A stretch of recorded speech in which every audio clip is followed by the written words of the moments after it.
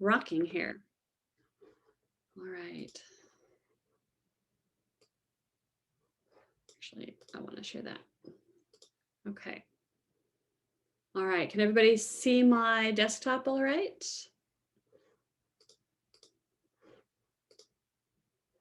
Sorry, Elaine, are you able to see the desktop? All right, excellent. All right, well, welcome everyone. My name is Kim Iverson. I am the director for the New Digital Alliance, and this is one of our Tech Talk events this evening. We have with us tonight Elaine Rydell and Brian Lindau from Secura Insurance, and they have, oh, I forgot to update the title. I will get that updated before we get it posted. But they are here to talk tonight about ITIL and cybersecurity and how these can help with your career. Best laid plans, you never know. So before we get things going too much further, I do want to thank all of our investors. The companies you see up on the slide here are all very engaged in the community, and they are supporting the Alliance through financial as well as through volunteer efforts. And it's thanks to their engagement that we are able to do things like our Tech Talks this evening. So with that, let me introduce our two guest speakers. We have Brian Lindau. He is the Director of Technical Services and Information Security at Secura Insurance. He's been in the IT field for 30 years, so if you have questions, I'm sure he has answers for you. And he has been both in a variety of business verticals as well as technology areas. Those areas include Department of Energy, transportation, logistics, and currently with an insurance company. And then he's been both a cybersecurity leader. He's worked in infrastructure, architecture, as well as computer graphics. And his passions is to continue learning new technologies and leading teams through times of change and transition. Also with us this evening is Elaine Rydell. She is the manager of IT support services at Secura Insurance. She is an undergraduate of University of Illinois in legal studies of all things. So she can surely tell you about, I'm sure if you have questions about career transitions, I'm sure she could answer some of those as well as all of the other questions we'll have tonight regarding ITIL and the other elements from her discussion this evening. Elaine started her career in corporate computer education, where she taught at the Illinois Central College. And let me let folks in. And in addition to that, she's worked in the healthcare field, managing training teams at Aurora and Freighter, and decided after a while to make a little bit of a change so she could be a little bit closer to home, and took on the role of service desk manager at Grande Cheese Company in 2011. If somebody can mute your mics, please, that would be great. Thank you. And then she has been with Secura for about 5 years now, and in that role of IT support services manager, where she manages both the level 1 and 2 support teams and continues to help Secura mature in their ITIL practices. So with that, huge round of applause and welcome to both Elaine and Brian. And Elaine, if you want to go ahead and share your desktop. Sure, love to.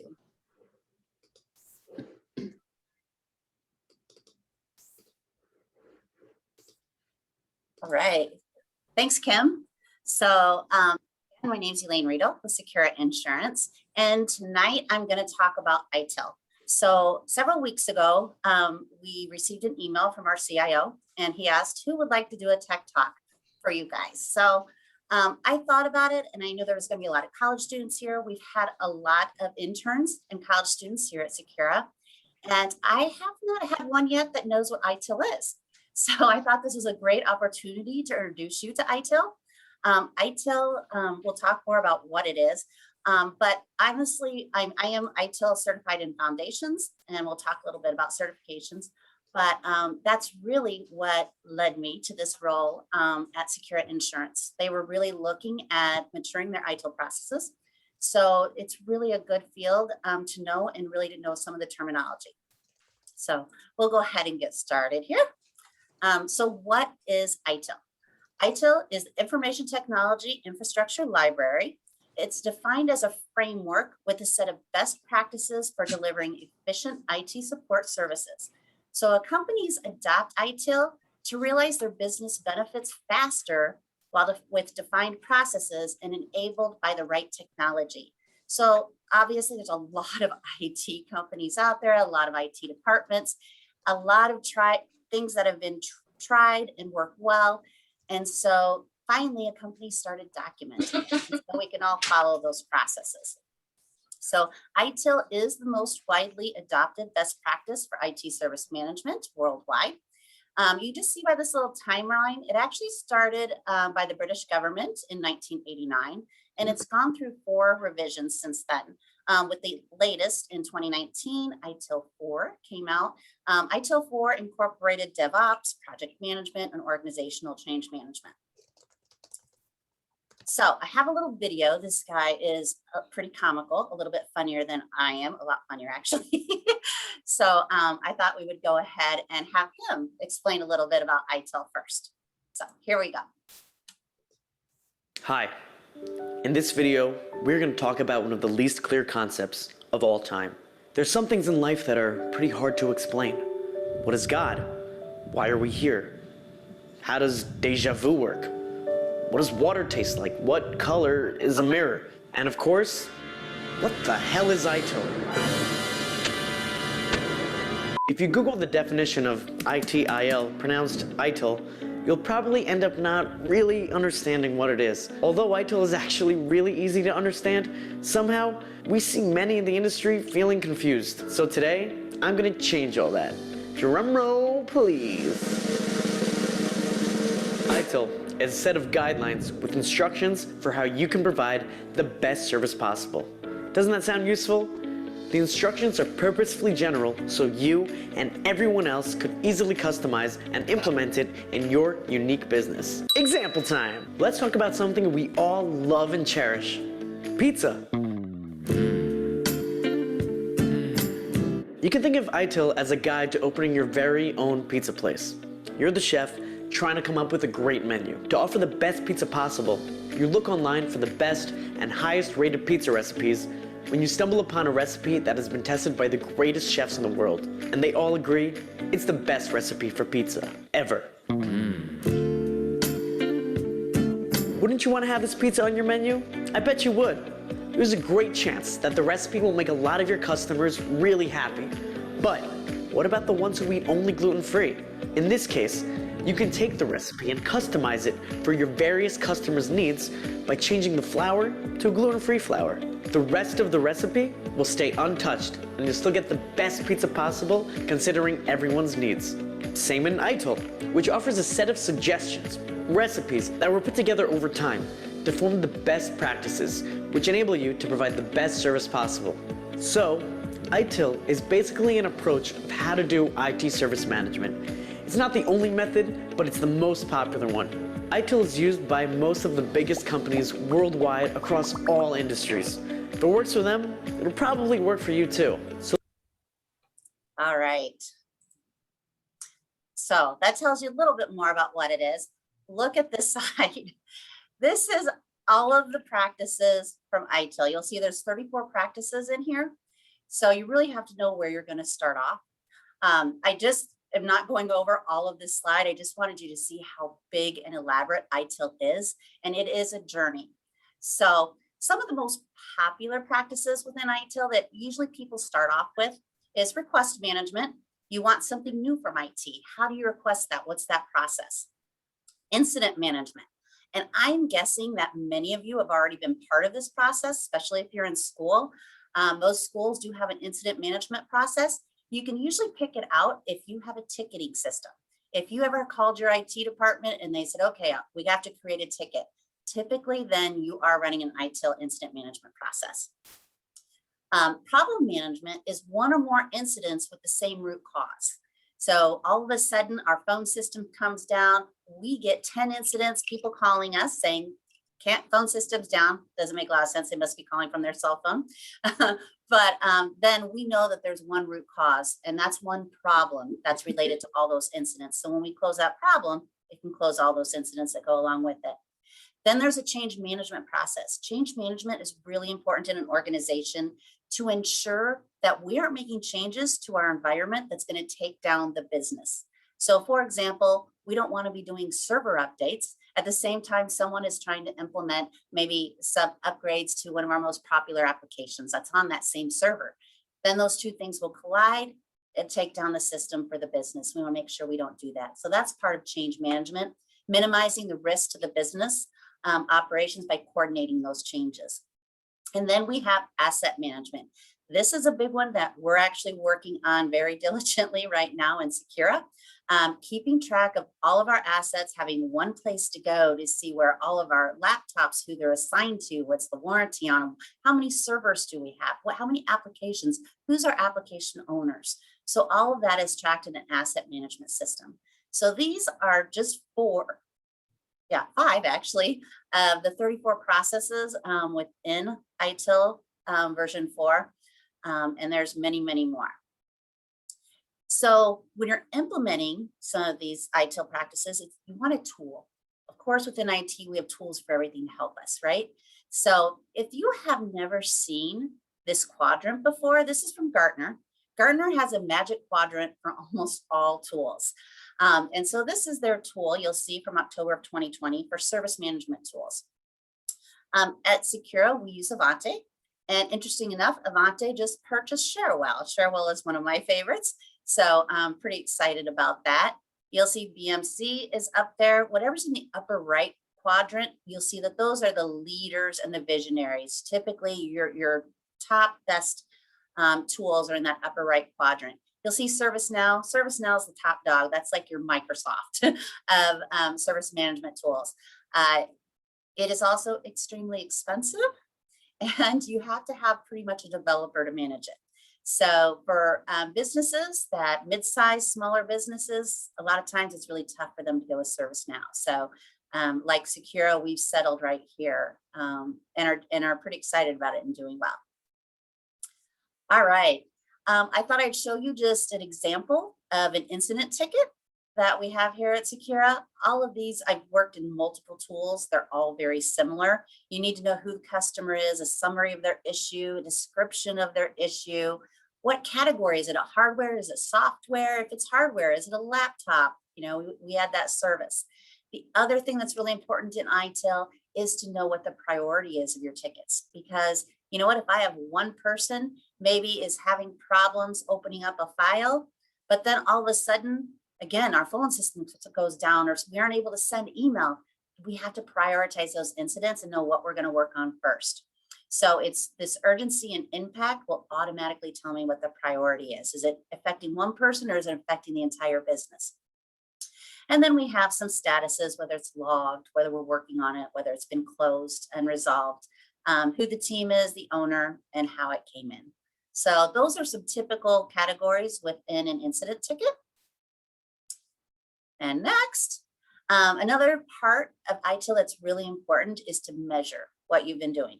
So anyone heard of KPIs? Those are for key performance indicators. So this is one of the dashboards that we use here at Secura. This first one, rolling ticket tracker. So you'll see that this top line here is just showing us our number of incidents. You'll see that we run at about 1,000 incidents per month. Our second one are requests. This is for something new. So they want access, or they want a new phone, or they want a new laptop. Those are requests. And you'll see that they kind of follow going up and down. Interesting enough, you'll see the started, I did a year of the tracker here. It was coming off actually a severe high last March, the highest it's ever been. So if you think about what happened last March, a year ago, that's when everyone all of a sudden had to leave our gorgeous new building and start working from home. Busiest time for IT, busier than probably moving into their new building. So our ticket tracker was super high with requests and incidents at that time.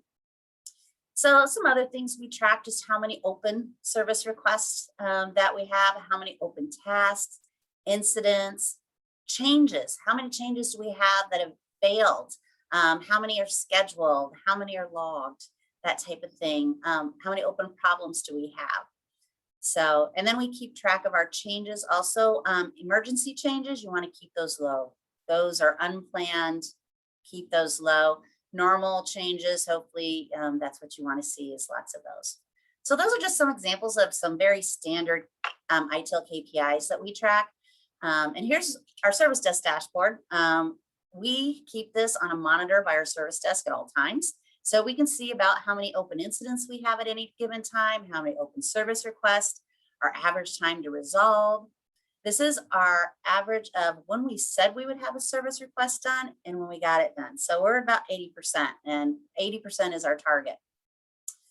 All right, so just some things that we keep an eye on. And then ITIL does also have certifications. I mentioned at the beginning, the reason I got the job here at Secura was because I do have my foundation certification right down here. That is kind of just the very basics. It gives you an overview of all of ITIL. I also require everyone that works on the service desk to have their ITIL Foundation certification.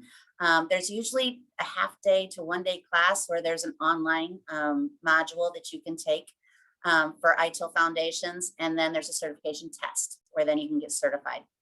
And then if you really want to, or if you're in the business like I am, you can go on and really specialize and go all the way up to becoming an ITIL master.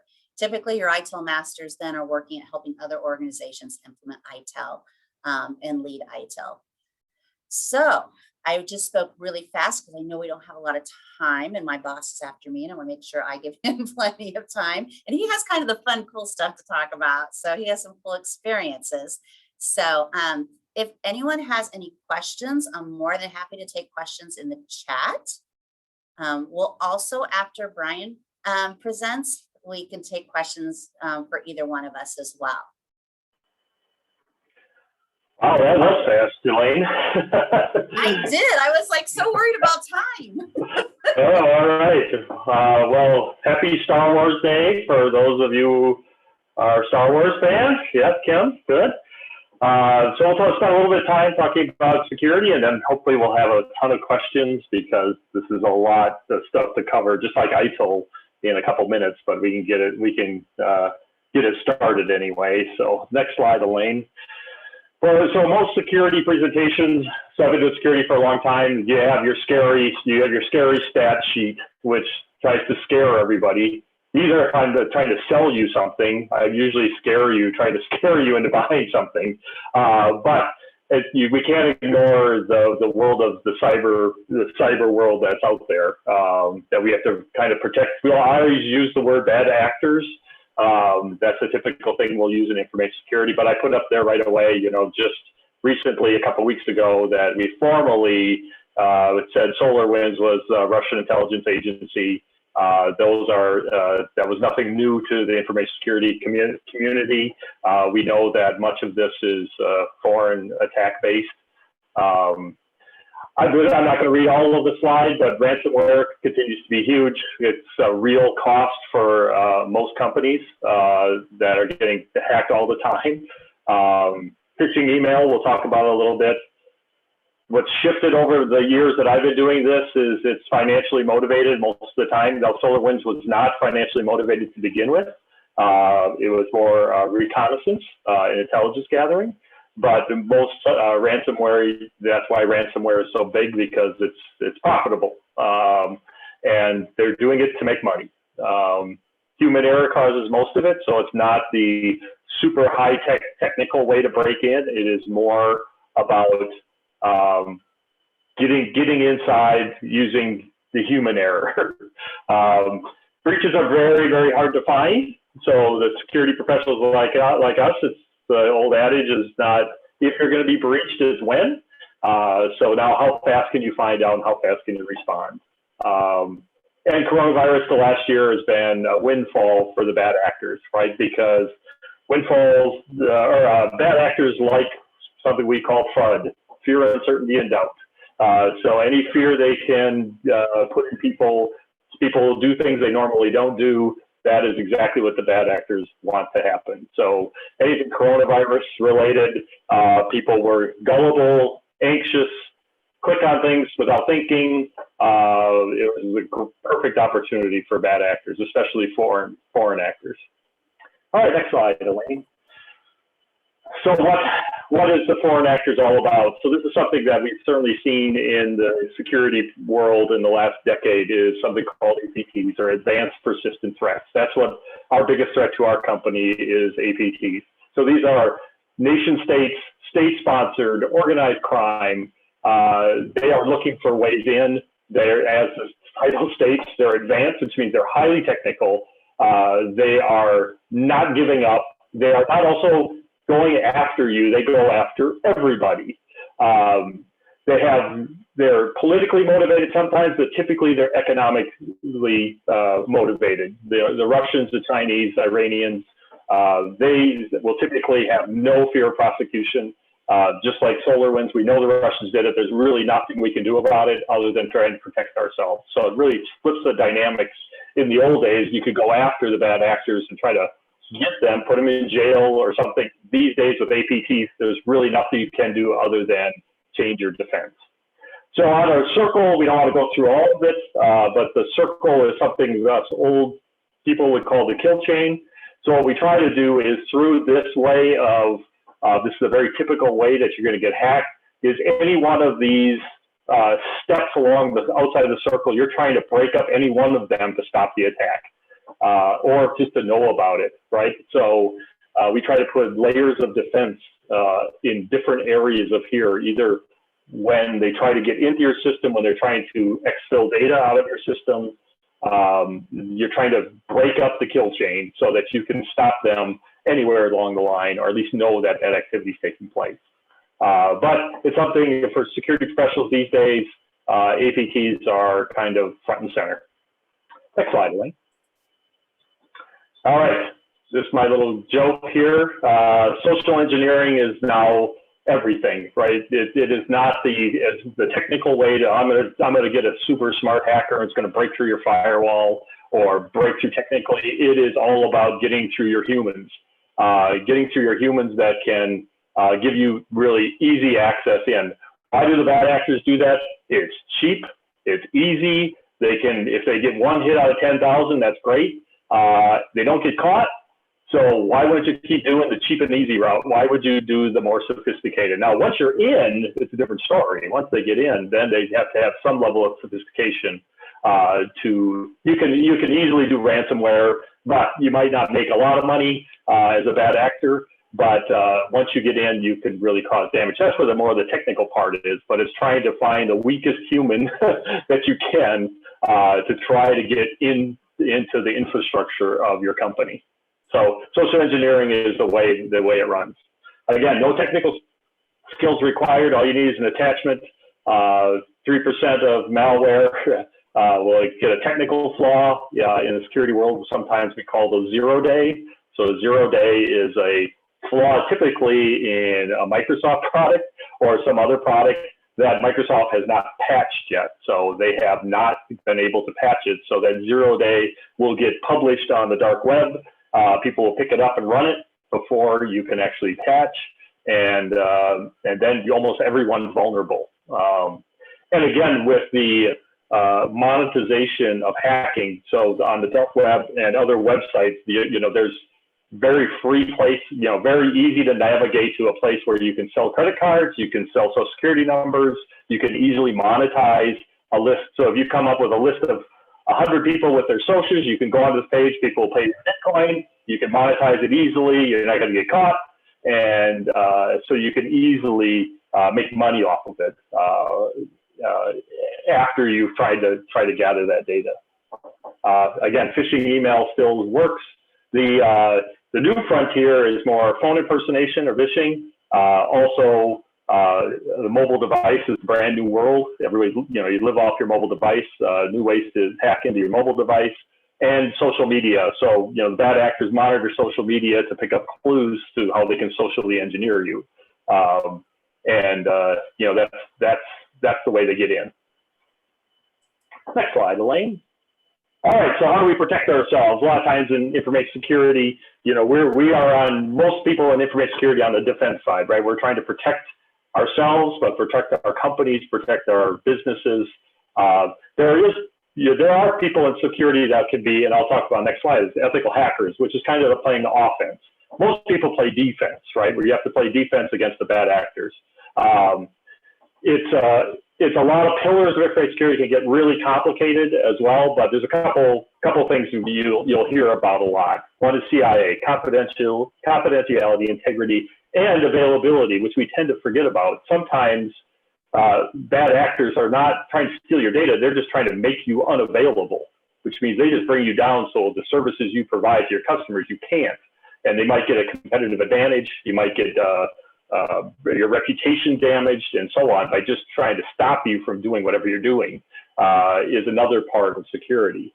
And as I mentioned, defense in depth is layers of control. You can't just rely on one vendor, one control because if they bypass it, you have to have another control to try to catch it. You're always monitoring to see if you've been breached. So yeah, those levels of control take different skill sets, different costs, different vendors.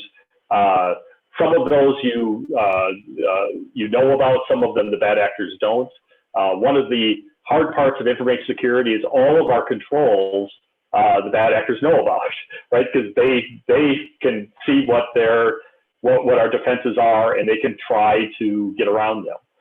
Anything in the cloud where we put up a control or you put up a defense, well, they can try all day long your defenses. Without impunity. So they can always be testing your perimeter, testing your defenses. The saying I always use in information security is we build a 10-foot wall and they get an 11-foot ladder. So that is a never-ending trying to stay one step ahead. And we put in all the patches of software, we put in these controls. And the hard part is we have to keep putting in new ones, but we can't forget about the old ones. Because if we forget about the old ones, they can get in way they used to get in 5 years ago. So it just keeps additive of trying to add these controls. But that's where a lot of the professions are in monitoring these controls, implementing these controls to try to protect ourselves. Again, as I had mentioned before, the human firewall is the biggest thing. You train. Elaine could speak to. So I'm the bad guy at Secura because I'm sending out phishing emails to train our employees to look for phishing emails that might get through our corporate defenses. The biggest one I did was earlier this year on a COVID vaccine because people see that, like I talked about before, they won't even read it and they'll start clicking. Like, how do I get it? How do I get it? And realizing that that's a phishing email. But that's what companies do is we have to train to know what to look for, be skeptical, take your time, because they're trying to get anything in the email that tries to get you excited, that says, I got to do this, hurry, I feel threatened, or I'm going to win $1 million. You got to stop and say, wait, what? No, that's not. You have to be skeptical. And information security, we learn, that they're getting better at this, but you have to always be aware because you can be one click away. Hopefully there's other controls that'll stop it, but you never know. As I mentioned before, a breach is not when, it's if. You also have to practice your response, and that includes the executives because this is not just an IT thing. This is a business thing. This is a big business breach. I could list all the companies that have been breached that, the list is getting to be almost everybody. But at some point, how do we want to look as a company if we're breached? In security, we focus on something called the crown jewels, which means you can't protect everything. You have to say, what is the most important things at our company? What, if breached, if we're released to the public, if we're held by ransomware, what would cause us to go under as a company? You got to protect that first. And then we keep adding layers of security outside. But if you lose focus, there's lots of examples in the industry. I will use my favorite example is Target. When Target was breached several years ago, I mean, they have a whole building full of security people. It's like, how could this happen? Well, they were worried about lots of different controls. They were worried about tools. They weren't watching the crown jewels, and because they got distracted. and you have to go back and focus. And what also was important about the target breach was that typically when a company's breached, the first person they fire is the security guy like me. Fire the security guy. Well, then you're going to fire the security guy's boss. You're going to fire the CIO. And then maybe if it looks systemic, we'll fire the CIO, the CEO. But what happened to Target, it got to the board, and the board members of the company were starting to get fired because why weren't you guys paying attention at the board level? The board, you guys should be asking more questions about cybersecurity. And that had ramifications throughout corporate America because now all of a sudden the board members are like, well, we thought this was an IT problem, not our problem. And they're like, what? I could get fired for this? So now all of a sudden they said, well, I got to start asking questions of my IT people, of my CEO, my CIO. I got to start understanding this a little bit more. And they read about it in the Wall Street Journal, but they got to start understanding, am I protected as a company? How can I be better protected, and understanding just the language here. So that was, to me, was a different change in how security was approached in corporate America. And one of the newer things is zero trust. So it's a thing we talk about more and more in security, which means it used to be we have we trust our friends, we trust our partners, we trust our employees. It's getting more where we don't trust anybody. So we have to develop trust relationships almost on a transactional scale. Like you really got to prove you're an employee. You got to prove that it's you almost all the time. So that's what, if you hear in the cyber world called zero trust, that's really taking over the industry. All right, next slide. Careers, lots of careers. You can be a security, especially starting out, you're usually a information security analyst. You can progress to an engineer. You can have senior engineers, progress to a security architect. And then we'll talk about going into management if you want to switch to management versus the non-technical. There's certainly a lot of security system administrators, which means managing those tool sets that help protect us. So a lot in identity. We talk a lot about identity. How do we prove it's you? How do we make sure that you only have the rights to use the applications you're supposed to use and not other applications? And in those applications, you only get to see data you're supposed to see, not other people's data. So that includes authentication. Authentication is how you log in, and then authorization is what you're allowed to do. Most companies, we don't have one, but bigger companies will have a security operations center, which is manned, 24/7 operation. So looking at alerts that can happen, and they can respond to if you're breached or things that are going on. Forensic security analysts are becoming actually more and more popular. So that is post-breach. So you go into a company, you kind of parachute into a company that's been breached. You are an expert at diagnosing how that bad actor got in, trying to recover data, make sure they're not in any longer, and then trying to help that company recover and put in control so it doesn't happen again. On the management side, you can go into information security management. Typically, more companies are getting something called the CISO, or the Chief Information Security Officer. That's the one that will talk to the board about your protections. And then on the offensive side, there's penetration tester and ethical hacker. So the difference between the ethical hacker and the regular one is the ethical hacker it gets paid money directly to find ways into a company, either through social engineering or any other way, and then really gets hired company to company to say, find a way in so we can plug it next time. And it might be so hard that most bad actors won't do it, but it's a very lucrative, lots of experience to be an ethical hacker, but it certainly could be a fun profession if you like doing that. And of course, information security careers continue to grow by 31% is the latest projection, if not more, in the next 10 years across all of these domains. There's lots of certifications in cyber. The hard part is it's not a really unified way. They're kind of all over the map. If you ask me what's a good one to start with, or the best place to start, the CISSP. That's kind of the basic way to get there. It's not like it's an easy exam. It takes lots of studying. It's hard to pass. But once you have that behind your name, it opens up a lot of doors for a lot of enterprises who say, I'll consider somebody with a CISSP before anyone else. Sometimes mandatory, sometimes not. Then you can go into the management, you can be ethical hacker. More that's building more and more is the certified cloud security professional. It's a little bit loose because AWS, Azure, Google Cloud, they all work a little different. So you kind of got to get in each one of those stacks to understand how their technology works. But just because you're in the cloud doesn't mean it's necessarily more secure. But you just got to make sure it's configured correctly. Certainly not secure. You just got to make sure it's configured properly. And then vendors like Cisco, Microsoft, and AWS will have their individual certifications as well if you want to go into individual stacks where a lot of enterprises are. And I think my last slide, kind of the new world of, what's not newest, but it's been around about 2 or 3 years, is machine learning, which means we don't have enough people to monitor all this stuff. It's too complicated. We're utilizing AI and machine learning to figure this stuff out, to try to look for patterns with complex algorithms, and then automatically stop an alert that's in, like I showed you before, the kill chain. You're all trying to automatically stop it. Some of my favorite companies here are Darktrace. They've been around for a while. And then AtRisk is kind of new, really good company though, really trying to figure out how to utilize machine learning. One of the hard parts is the bad guys have machine learning too.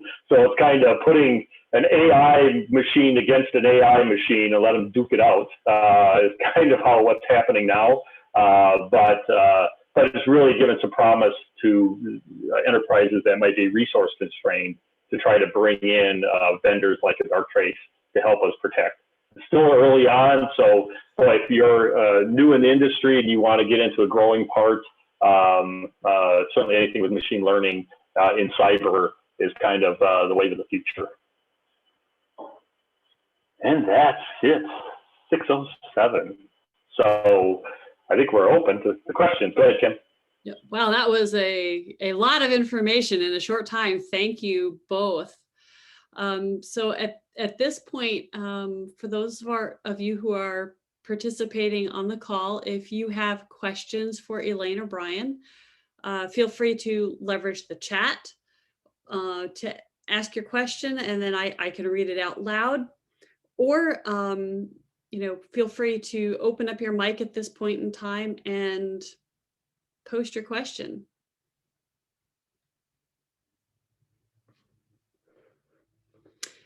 And while you're thinking of some questions, let me just say, for those of you who are UWO or elsewhere, if you need proof that you participated in today's session in order to get credit for attending a professional development session, please email me at kim@newdigitalalliance.org, and I will vouch for you having been here.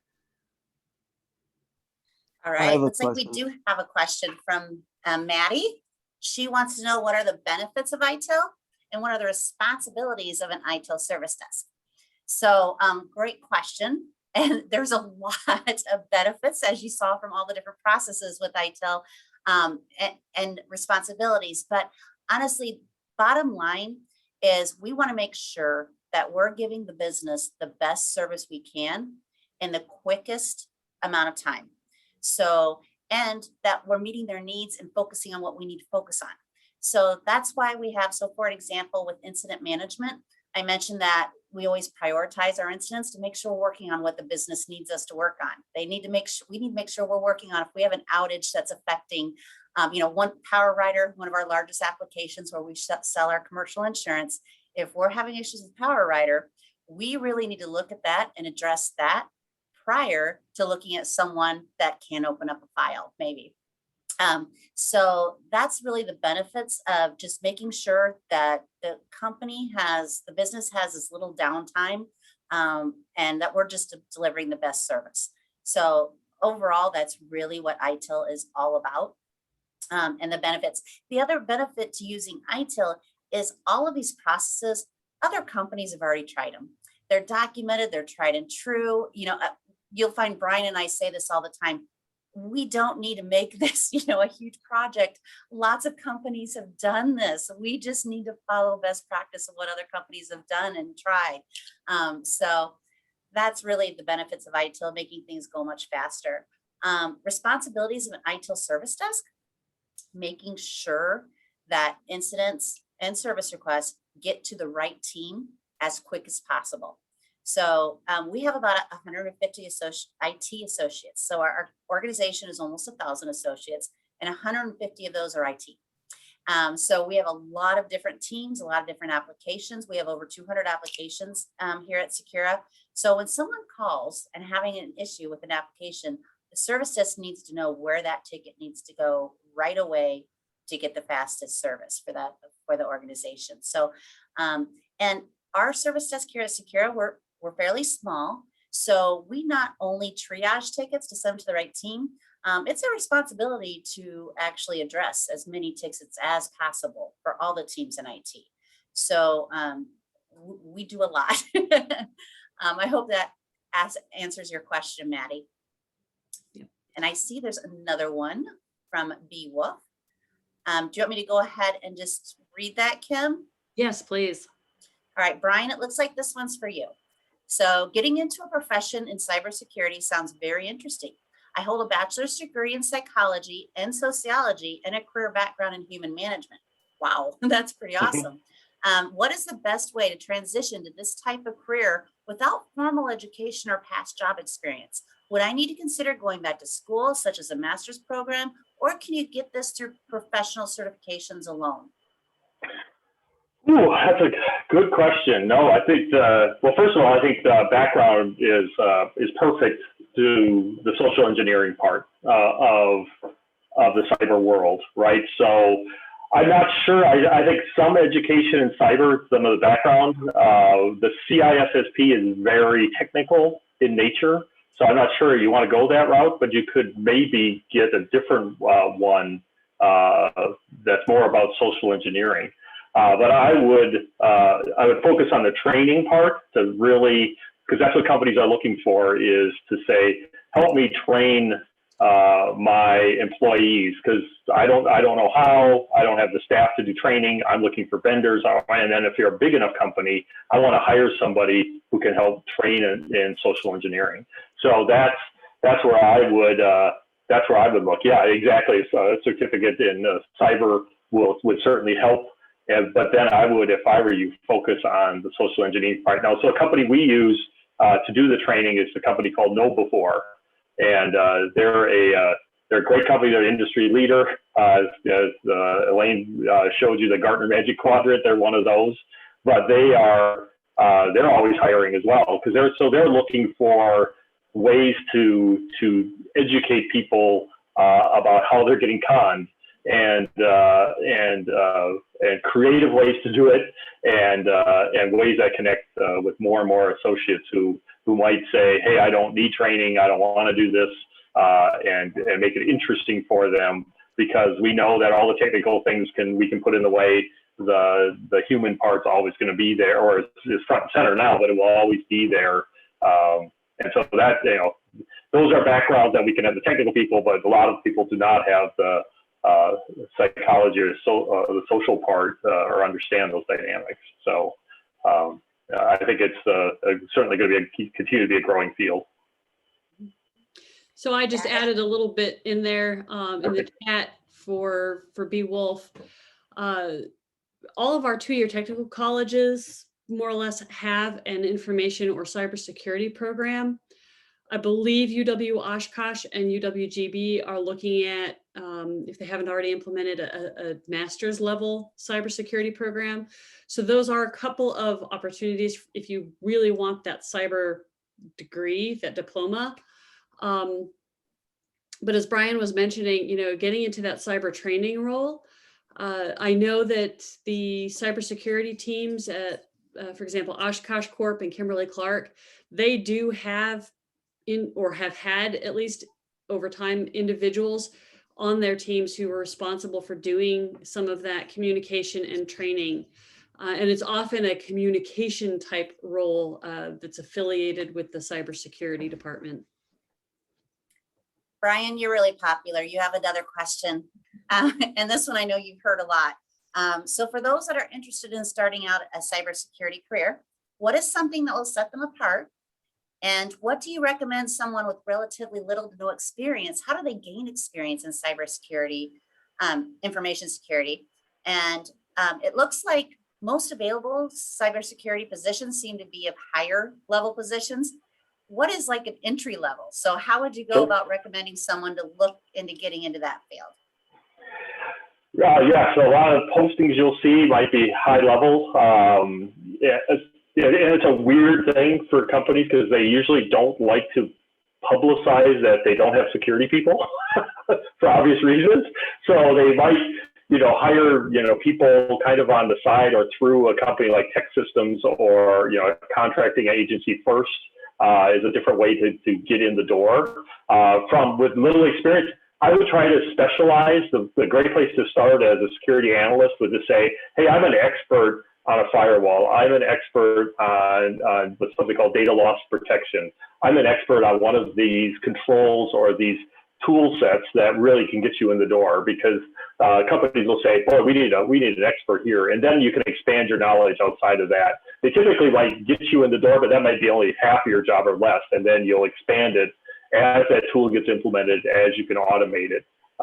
Then you can expand inside that company to do other things, pick up other tool sets, build your resume, build relationships. Then you get to know a little bit more of how the company's wired.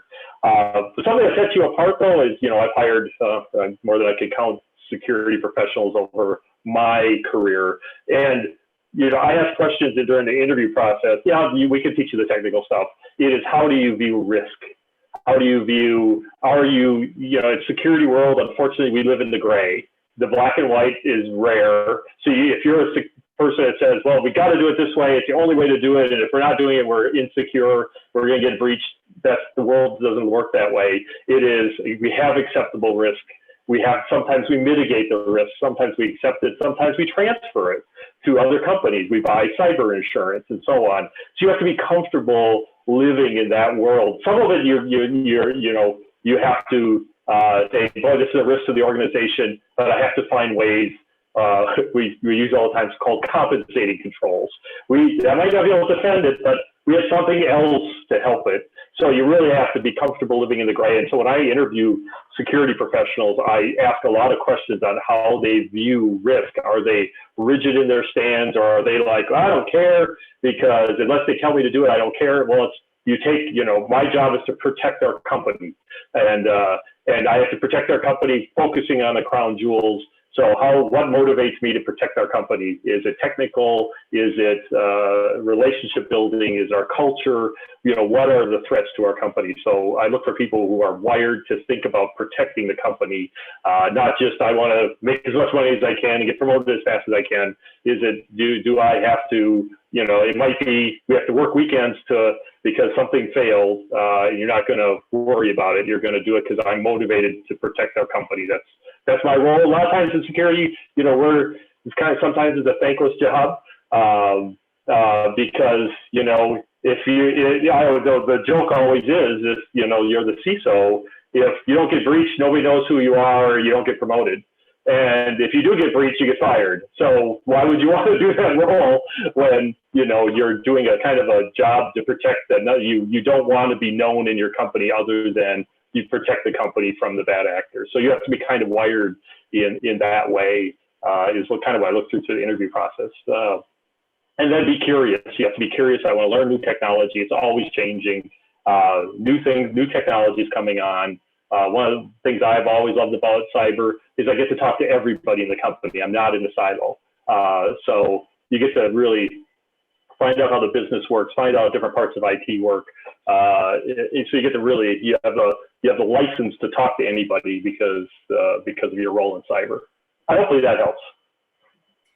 I'd expand on that just a little bit by Brian telling them. So for like an entry-level position we have into Brian's team where he has the security engineers, we have someone that manages just access to applications. So that's kind of an entry-level role into security. It's identity access management, and we have a tool for it, an administrator for it. And that's kind of maybe an example of an entry role into security. In a lot of organizations, they at least have someone that manages access to applications, and how people are getting access to those applications and overseeing that system. So that helps a little bit. And That's a great point. Okay, and I'm just going to interject here too. So for the student asking the question, Brian, and for the others on the call too, one of the things that the new Digital Alliance does, and you'll see this again on one of my closing slides, we can share your resumes with the likes of Elaine and Brian here on the call, and many others that we have contacts with within our investor organizations.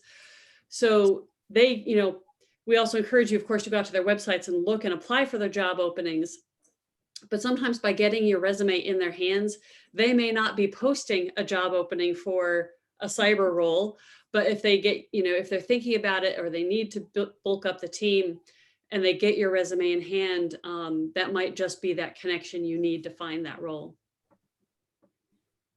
Exactly, because it's a dynamic, people are moving around between organizations. Things can happen fast. You might not need somebody today, but by tomorrow morning, I might need somebody. You never know. And I see Brian's got a follow-on question here, and this is a good one. He asks, how important are people skills in the IT world? And I'm just gonna throw it out there and say, very important. Gone are the days where you're sitting, siloed by yourself in a cube, and the only time you look up beyond your cube walls is when you have to go home at the end of the day. You're working in teams, you're working with business customers, you may be working with external customers, all depending on what your role in IT is. And Elaine, Brian, please feel free to elaborate on that. Kim, I think you hit the nail on the head. It has become more and more important. It used to be we always had the IT guys, programmers in the background, and it's becoming more and more important. You have to be able to understand what the business needs and work with the business at all levels in IT. So, and particularly here at Secura, we talk about a good cultural fit here at Secura in IT, and it's those people that can also speak with the business and explain options. So, our security engineers, they have to be able even to explain to my service desk, what does this mean and why are we doing it? And then the service desk a lot of times goes back and says, but no, end users have to be able to access this. And we go back and forth, and we have to be able to have those discussions. So it is very important. Yeah, exactly. And I'll just add, because there's very little roles here where you're not working in a team, where you're having stand-up meetings, you're dividing and conquering. It's too complicated for one person to know it all. You're backing up other people. We're not big enough that people go on vacation, so somebody's got to take over their role. So you have to be able to communicate, document. Yeah, it's becoming more important than ever in IT careers. That's for sure. Yeah. Right. I do see a question about cyber threats right now. So the biggest thing, the cyber threats in the last year is what we call the supply chain threats, and that's what SolarWinds is.